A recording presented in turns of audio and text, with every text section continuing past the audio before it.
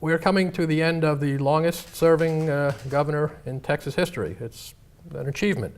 What's the legacy, and what are some things that would not have happened if we were not blessed with Governor Rick Perry for these many years? What do you look back on?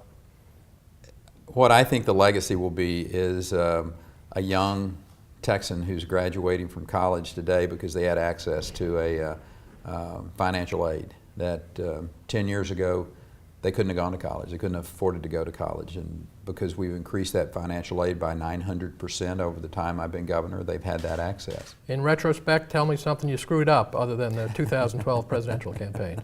Something you felt is unfinished. There are a number of areas I might have done something different process-wise. We've added more highway lanes than any other state in the nation.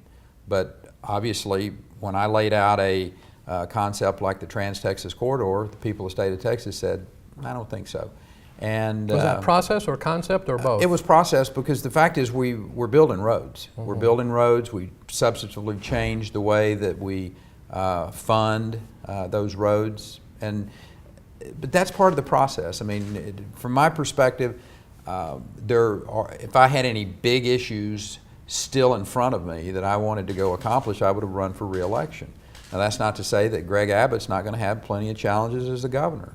Every governor of Texas is going to face challenges, whether it's hurricanes or wildfires or floods or some disease may show up on inside the border, or you may have a border that has issues as we go forward. All of those are going to be out there, and I'm quite confident that Greg's going to be a very good, capable, and even move the state forward in all of those areas. I'm not sure I've ever asked a governor quite this way, but and I hate to bring it up, but you're facing 109 years in prison.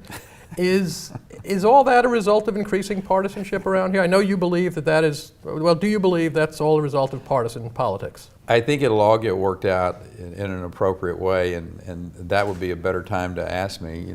I've made my position pretty clear on it, that a governor has a constitutional right to veto a piece of legislation regardless of what it is, regardless of what reason. So I hope that's not put in jeopardy by a prosecutor that I happen to think was overzealous. So soon I think it will be behind us, and we can have a broader conversation about it. Your preference, I assume, is that motions to dismiss, that would be my preference. That it doesn't even go to trial. Yes. But if it goes to trial, you're confident you'll be acquitted. I feel comfortable that the system works in Texas. Because you have a chance of being the first state official serving time in a prison named for you. That would be a distinction, wouldn't it, Governor? Or not? Moving on. Moving on would be good. You've prevailed, I believe, in 6 statewide elections, often by very large margins. Twice ag commissioner, once some very close. Right, when there were multiple candidates. But you've always won. The people of Texas have reviewed your performance and approved it many times. Why is it that so many people in Texas intensely dislike you? The people who are against you politically, it gets personal and insulting at some points. What is it? I'm not sure I agree with that premise. That I think that the people of the state of Texas take a rather thoughtful view, and they elect people that they agree with, and we go on about our business. I represent all the people of the state of Texas. There's no one in the Texas legislature that probably has a more opposite philosophical position than Synfronia Thompson. Mm-hmm. She's been in the House, I think, for 42 plus years. She is a very close personal friend. Philosophically, we're different. So I think the real test for me would be how do you work with the men and women that are in your arena? And I think we managed to get along quite well. So your chief of staff told our newspaper, I believe yesterday, that someone in the Speaker's office communicated what I guess could be interpreted as a threat concerning Wallace Hall and whether he should resign. What do you know about that? I stand by Kathy Walt's recollection. I trust her, I believe her, and I think her recollection of what happened is spot on. And if so, is the Speaker's office out of line in what happened there? Listen, every day during the legislative session or during through the year, there are people that say, you need to do this or we're going to do this. That's fine. That's how this process works.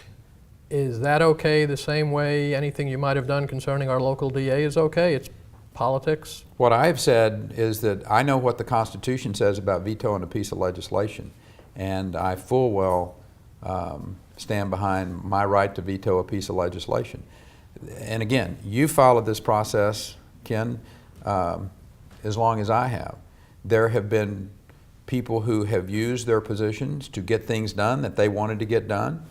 You know, some people may consider that to be a threat, intimidation, but the fact is that's how politics works in the Pink Dome. I mean, I'm going to use whatever authority, thoughtfulness that I can, or my position, to try to get my position to be the prevailing one. Last question about the future. Clearly you're focused on working towards a presidential bid, doing all the things one would do to prudently prepare for that, financially, policy-wise, and everything else.